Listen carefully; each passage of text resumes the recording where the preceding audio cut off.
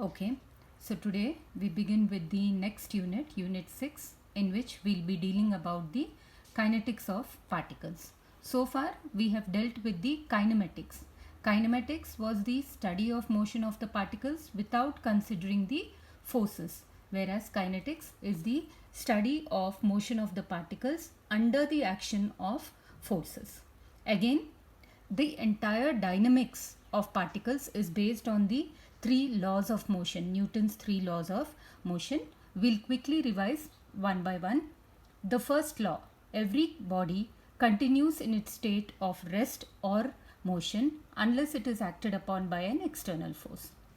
The second law is the rate of change of linear momentum is directly proportional to the impressed force and takes place in the same direction in which the force acts.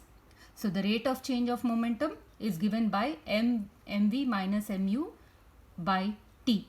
Final momentum minus initial momentum by t, which I can write it as mv minus u by t is proportional to F according to the definition of the second law. V minus u by t is nothing but acceleration. V minus u by t is nothing but acceleration. So I can write this as F is proportional to ma, or F is equal to kma, where k is a constant. So when a unit force is applied to produce a unit acceleration to a body of unit mass, I can rewrite the second law as F is equal to ma. The third law, as all of you know, is to every action there is an equal and opposite reaction. So in the kinetics of particles, we will be dealing mostly with the second law, that is F is equal to ma.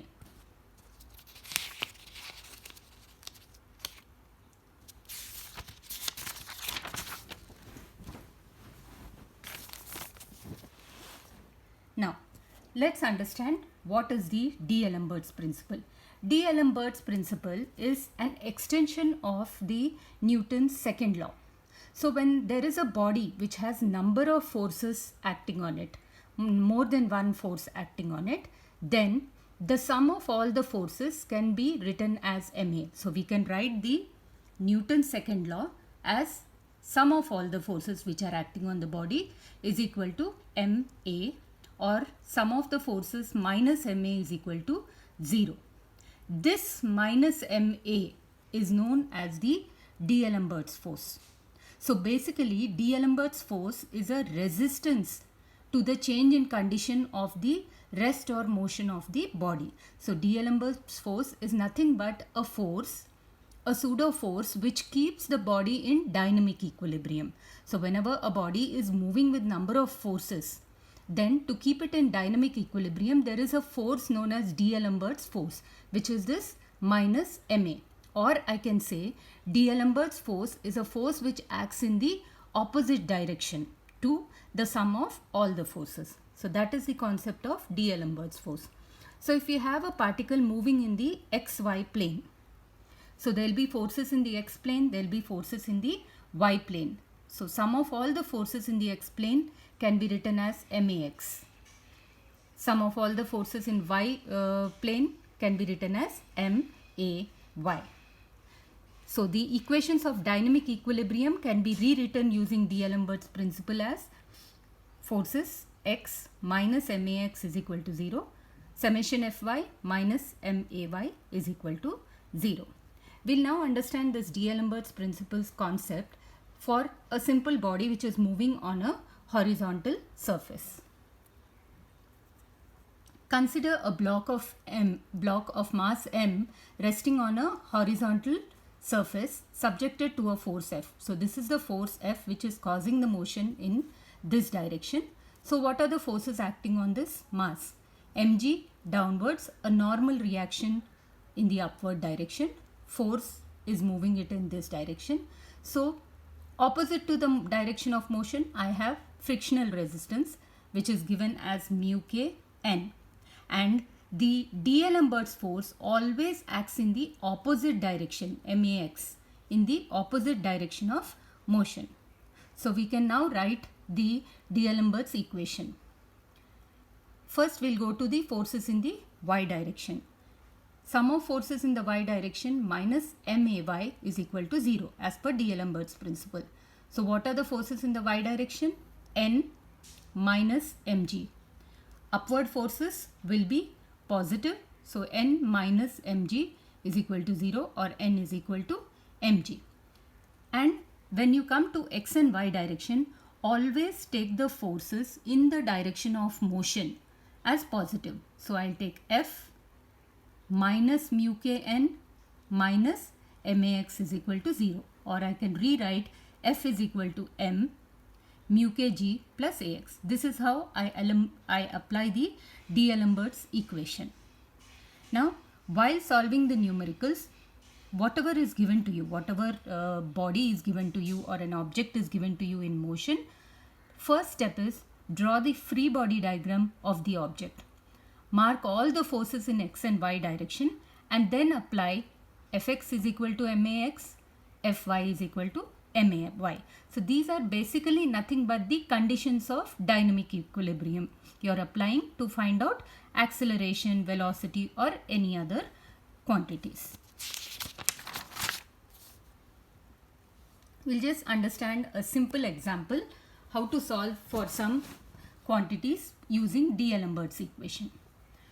A 50 kg crate is travelled along the floor with an initial velocity of 7 meters per second at x is equal to 0. Coefficient of kinetic friction is given. I need to find the time required for the crate to come to rest and the distance travelled. First step, draw the free body diagram of the object. So 50 kg block is moving on the horizontal floor. Forces will be 50 g downwards, normal reaction upwards. This is the direction of motion. So opposite to the direction of motion, I'll have the mu n, which is the frictional resistance. Again, what do I do now? Now I apply the conditions of equilibrium or D'Alembert's principle in the x direction, D'Alembert's principle in the y direction. So forces in the y direction, N minus 50 g. Upward force N is positive, downwards minus 50 g is negative. Mass is 50. Acceleration in the y direction, there is no movement in the y direction, so this will be 0. So N will be 50 g. Now coming to Fx is equal to max. Forces in the x direction, we do not have any other force other than the frictional resistance. So minus mu kn. Why minus? Because it is opposite to the direction of motion. M again is 50. Acceleration in the x direction is unknown to us. So we need to find out that. So from this equation I get the acceleration. Once I get the acceleration, I will use the equations of motion to find the velocity. So velocity in the x direction will be u plus ax t. U is given to me, so I get the value of time. Similarly, distance travelled in the horizontal direction, v square minus u square is equal to 2as. So this is the basic principle which is applied for all the objects, whether it is moving on an inclined plane or it is two objects connected by a string. So first step is draw the free body diagram marking all the forces, apply conditions Fx is equal to max, Fy is equal to may to solve for the unknowns.